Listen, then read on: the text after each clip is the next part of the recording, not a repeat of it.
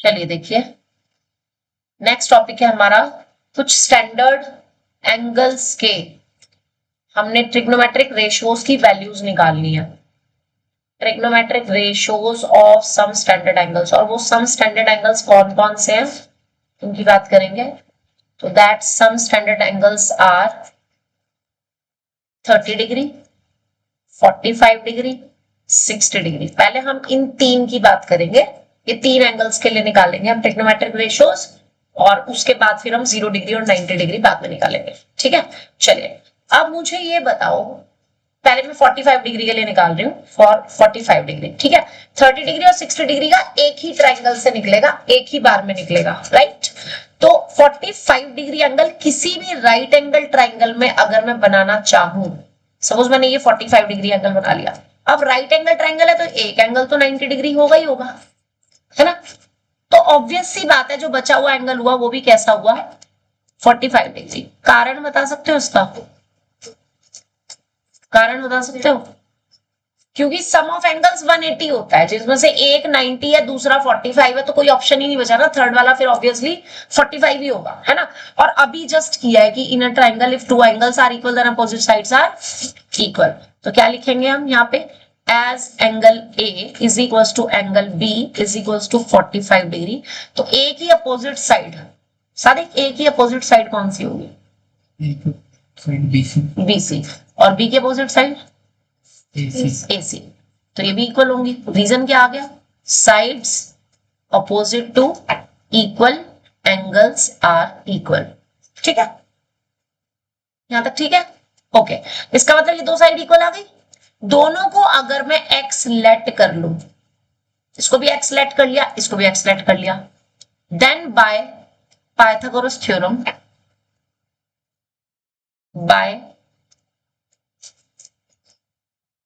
Pythagoras theorem से जो A B होगा वो under root of A C square plus B C square से x square plus x square से root 2x square या x root 2 हो जाएगा या नहीं, हो जाएगा या नहीं, राइट, ओके। अब मुझे सारे एंगल्स निकालने, मुझे साइन ए भी चाहिए, मुझे कॉस ए भी चाहिए, मुझे टेन ए भी चाहिए। उसके बाद जो कॉसेक होगा, कॉसेक ए वो साइन का रेसिप्रोकल हो जाएगा, जो सेक ए होगा वो कॉस का रेसिप्रोकल हो जाएगा, और जो कॉट ए होगा वो टेन का रेसिप्रोकल हो जाएगा, हो जाएगा, है ना। अब ध्यान से देखना, साइन की वैल्यू क्या होती है, परपेंडिकुलर अपॉन हाइपोटेन्यूज। बेस कौन बोला, परपेंडिकुलर अपॉन हाइपोटेन्यूज, है ना। तो ए एंगल के लिए, खुशी, ए एंगल के लिए परपेंडिकुलर क्या होगा अगर एंगल ए है तो, है, मैं बोल रही हूं कि एंगल ए के लिए परपेंडिकुलर कौन सी साइड होगी, yes it will be BC, hypotenuse A B, always A B fix है, 90 डिग्री के opposite side always hypotenuse fix है। तो कितनी वैल्यू आ गई, x अपॉन एक्स रूट 2, कितना आ गया, 1 अपॉन रूट 2 आ गया कि नहीं, आ गया कि नहीं, अरे बोल दो, यस मैम, बड़ी धीरे धीरे बोलते हो, आलसी हो तुम बोलने के मामले में, है। कॉस ए, कॉस का formula base upon height hypotenuse. Pulkit बताना जरा बेस कौन होगा, ए एंगल है तो, अगर बेटे बेस का एंगल नहीं पूछ रही हूं मैं, बेस साइड होती है, हाइपोटेन्यूज बेस परपेंडिकुलर सब साइड्स है, एंगल नहीं है बच्चे। हाँ तो बताओ बेस कौन सी साइड होगी, कौन सी साइड होगी बेस, जैसे यहां लिखा था ना परपेंडिकुलर को बीसी, हाइपोटेन्यूज को ए बी, तो ऐसी बेस कौन सी साइड होगी, हाँ तो ये बता बोलो ना, A C upon hypotenuse A B, value रखेंगे तो ये भी सेम वैल्यू आ जाएगी, 1 अपॉन रूट 2, है ना। अब 10 की वैल्यू क्या होती है,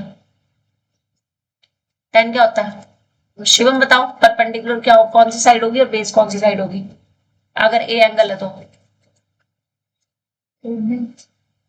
ए बी तो हमेशा हाइपोटेन्यूज होना है क्योंकि वो 90 डिग्री के अपोजिट साइड है, ये हमेशा हाइपोटेन्यूज ही रहेगी। एंगल की अपोजिट साइड जो है वो परपेंडिकुलर होती है। अब एंगल तेरे पास ए है तो इसकी अपोजिट साइड कौन सी होगी? तो फिर आप ए सी क्यों, ए बी क्यों बोल रहे थे बेटे? तो बी सी और बेस क्या हो जाएगा? ए सी, और दोनों की वैल्यू सेम है तो कितना आ जाएगा? 1।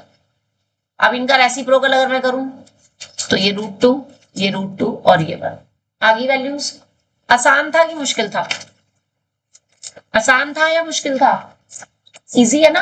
अब आपको बनानी आ गई अगर वैल्यू, तो आपको ट्रिग्नोमेट्रिक टेबल जब मैं बताऊंगी तो वो टेबल रटने की जरूरत नहीं पड़ेगी, रटने की जरूरत नहीं पड़ेगी क्योंकि अब आपको ना उसका लॉजिक समझ आ गया कि वो कैसे आया है ना? आप वैल्यूज बना करके देख भी सकते हो। ठीक है, नेक्स्ट आ जाओ अब जरा 30 डिग्री और 60 डिग्री के लिए, जिसके लिए हम एक आइसोस्केलस ट्राइंगल बनाने जा रहे हैं। आइसोस्केलस नहीं, इक्विलेटरल ट्राइंगल, सॉरी, एक इक्विलेटरल ट्राइंगल बनाना है हमने। क्या बनाना है? इक्विलेटरल ट्राइंगल, जिसकी तीनों साइड हमने 2x लेनी है। ठीक है, इसका नाम दे दिया मैंने ए बी सी। तीनों साइड कितनी ले ली मैंने? 2x। और अगर मैं इसमें ए से परपेंडिकुलर डाल दूं अपोजिट साइड पे, तो बाय द प्रॉपर्टी ऑफ आइसोस्केल इक्विलेटरल ट्राइंगल या आइसोस्केलस ट्राइंगल, जो परपेंडिकुलर होता है drawn from any vertex to the opposite side that bisect, perpendicularly bisect करता है ना? तो इसका मतलब जितना बी डी होगा उतना ही डी सी होगा, तो ईच एक्स हो जाएगा, यानी ये भी साइड एक्स हो जाएगी और ये भी साइड एक्स हो जाएगी। 2x ये पूरी है यहां से यहां तक। इतना समझ आया कि नहीं? बोलो।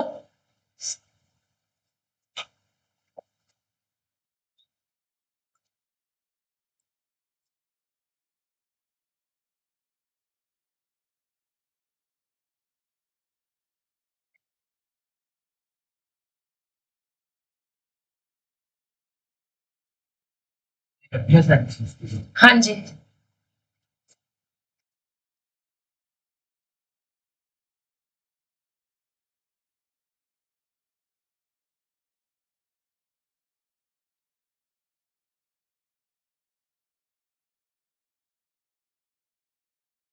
बोलो, यहां तक समझ आया या नहीं? हाँ बिल्कुल लिखना चाहिए। Yes, perpendicular drawn from vertex to opposite base bisect it. किसमें? In equilateral triangle.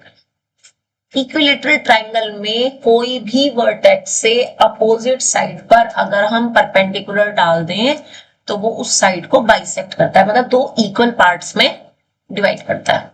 राइट, अब मैंने क्या करना है, इनमें से ना कोई भी एक ट्राइंगल ले लेना है। ले लिया, और मैंने क्या करना है, एडी की साइड निकाल लेनी है यूजिंग पाइथागोरस थ्योरम। ठीक, तो in triangle A B D में बाय पाइथागोरस थ्योरम, इसमें अगर मैं पाइथागोरस थ्योरम लगा दूं, बोलूं, अगर हम इसमें पाइथागोरस थ्योरम लगा दें तो मेरे पास जो हाइपोटेन्यूज है वो ए बी है, परपेंडिकुलर ए डी है, बेस बी डी है। तो ए बी की वैल्यू कितनी है? 2x। ए डी मुझे निकालना है और बी डी कितना है? x। तो यहां से ए डी का स्क्वायर जो है वो 4x² माइनस x² से ए डी का स्क्वायर 3x² आ जाएगा। तो ए डी की वैल्यू कितनी आ जाएगी? x√3। लगी समझ? तो ये x√3 मैंने यहां पे लिख दिया डायग्राम में, आपने भी लिखना है।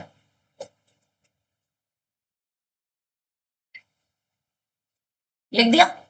Okay, now as each angle of an equilateral triangle is 60 degree, तो इसका मतलब एंगल बी जो होगा वो कितना हो जाएगा? 60, and perpendicular of equilateral triangle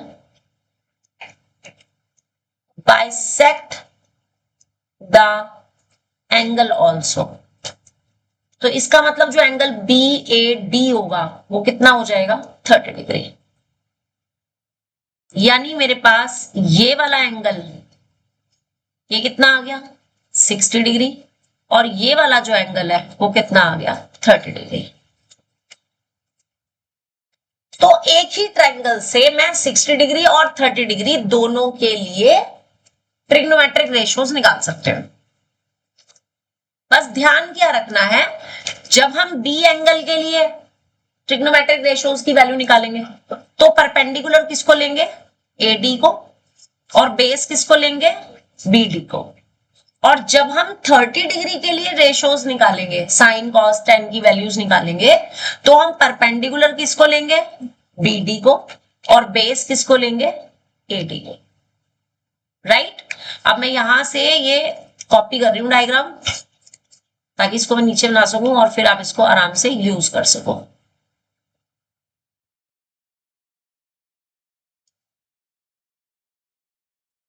ठीक है जी, क्योंकि अब एक ही डायग्राम से हमारी दोनों वैल्यूज आएंगी।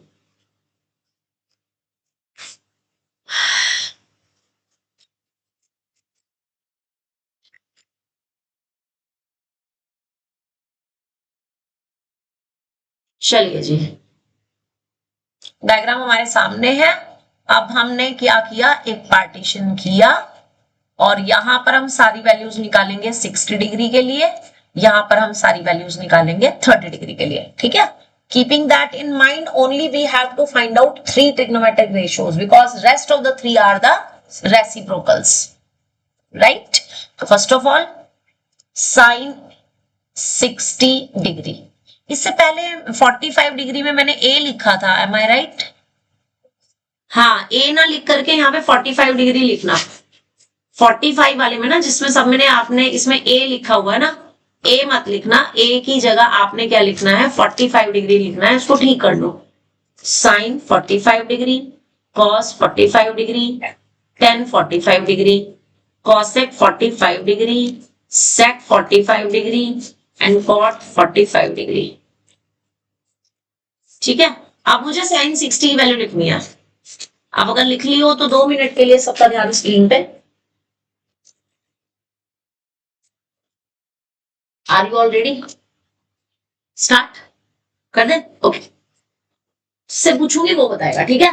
बहुत ध्यान से समझना। देखो, 90 डिग्री की अपोजिट साइड हमेशा 90 डिग्री की अपोजिट साइड हमेशा क्या कहलाएगी? हाइपोटेन्यूज। एंगल की अपोजिट साइड परपेंडिकुलर, यानी कि 60 डिग्री की जो अपोजिट साइड है उसको क्या लेना है? परपेंडिकुलर। जो बची साइड उसको क्या लेना है? बेस। अब शिवम मेरे को बता, साइन का फॉर्मूला क्या होता है पहले? P by H. तो अगर 60 डिग्री एंगल है तो P कौन सी वाली साइड होगी और H कौन सी वाली साइड होगी इस ब्लू वाले ट्राइंगल में?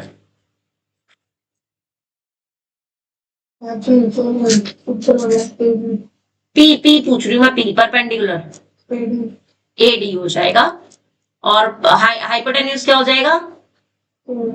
AB हो जाएगा। AD की वैल्यू कितनी है? x√3 है ना, और AB की कितनी है? 2x। x से x कैंसिल हो गया, वैल्यू क्या आ गई? वैल्यू क्या आ जाएगी? √3/2 आ जाएगी। अब इसी तरीके से cos 60 डिग्री की वैल्यू पुल के, तो आप बताओ फॉर्मूला क्या होता है? जैसे P/H होता है ना, ऐसी cos का फॉर्मूला क्या होता है?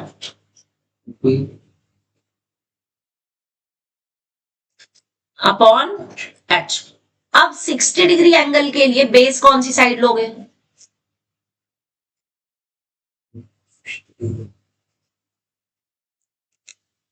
सिक्सटी डिग्री एंगल है, उसकी अपोजिट साइड जो है वो तो परपेंडिकुलर हो गई 90 की अपोजिट साइड हाइपोटेन्यूज हो गई, BD बचा ना, तो फिर बोलो, तो ये हो जाएगा BD और हाइपोटेन्यूज क्या था, AB। वैल्यू रख दो। BD कितना है, BD 2x है, ध्यान से देख ले, BD x है, तो x अपॉन 2x, x से x कट जाएगा, वैल्यू क्या आ जाएगी 1।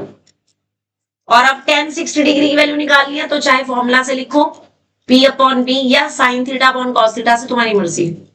तो परपेंडिकुलर कितना, x रूट 3, बेस कितना x, x से x कट गया, कितनी वैल्यू आ गई रूट 3। ठीक है, अब अगर मुझे लिखना है cosec की वैल्यू, cosec 60 डिग्री, तो वो साइन का रेसिप्रोकल हो जाएगा, वैल्यू कितनी आ जाएगी 2/√3। ठीक है, अब अगर मुझे sec 60 डिग्री लिखना हो, तो वो cos का रेसिप्रोकल आ जाएगा, वैल्यू कितनी आ जाएगी 1/√3, यही आएगी। cos 2 आएगी, मैंने बताया कहां से, √3 देख लिया, 2 आएगी। और नेक्स्ट इज cot 60 डिग्री की वैल्यू, वो 10 का रेसिप्रोकल होगी, 1/10 60 डिग्री, तो वो कितनी आ जाएगी 1/। लगी समझ, Khushi be ready. Sine 30 degree, sine का फॉर्मूला P/H होता है। What will be perpendicular for angle B 30 degree के लिए,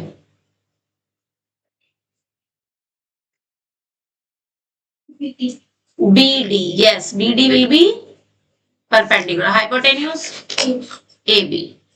अब BD x है, AB 2x है, वैल्यू कितनी आ गई 1/। cos 60 डिग्री सादिक,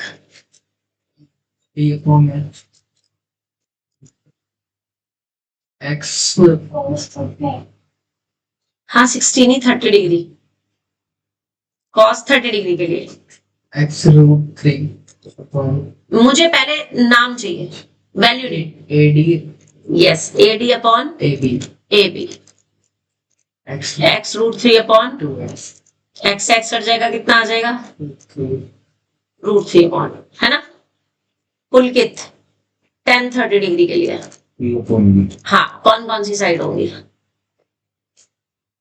यहीं से पढ़ लो, डायग्राम देखने की जरूरत ही नहीं है, एक में लगा दिया ना, 2 में लग गया, फिर बाकी सारा ये से। P कितना था, P कितना आ गया, मुझे बेटे नाम चाहिए पहले, BD, और B कितना आ गया AD, value upon x √3, x से 1/√3, तो cot 30 डिग्री कितना हो जाएगा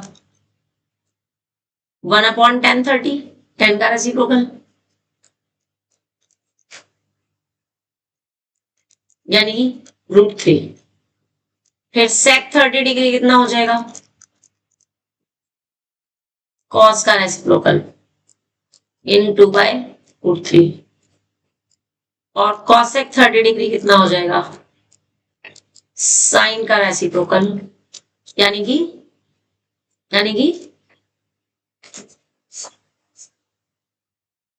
तो बोलो तीनों वैल्यूज समझ आ गई या नहीं अच्छे से। ये ध्यान रखना, नेक्स्ट टेस्ट में मैंने ये देना है, और ये नहीं कि कोई एक देना है, ये तीनों ही आएंगे। 45 डिग्री के लिए भी बनाओगे सारे एंगल्स, 30 और 60 के लिए भी बनाओगे। 45 के लिए जो आएगा वो 3 मार्क्स में आएगा, 60 और 30 डिग्री के लिए जो आएगा वो 5 मार्क्स में आएगा। 8 नंबर का टेस्ट मैं तुम्हें बता चुकी हूँ, जो कमिंग संडे आपका होने वाला है। Every Sunday there is a test, you know, है ना। तो कमिंग संडे ये 8 नंबर का टेस्ट मैं तुम्हें बता चुकी हूँ, क्योंकि ये तो आएगा ही आएगा। ठीक है जी, तो 20 या 30 में से 8 नंबर का टेस्ट तुम्हें पता चल चुका है। तो अभी से तैयारी में लग जाना, रोज प्रैक्टिस करना इसकी। जब डेली बेसिस पे प्रैक्टिस करोगे ना, तो ऑटोमेटिकली परफेक्ट हो जाओगे। ठीक है, तो बस आज के लिए इतना ही, इससे ज्यादा नहीं कराऊंगी, इसको नोट कर लो, उसके बाद कल करेंगे।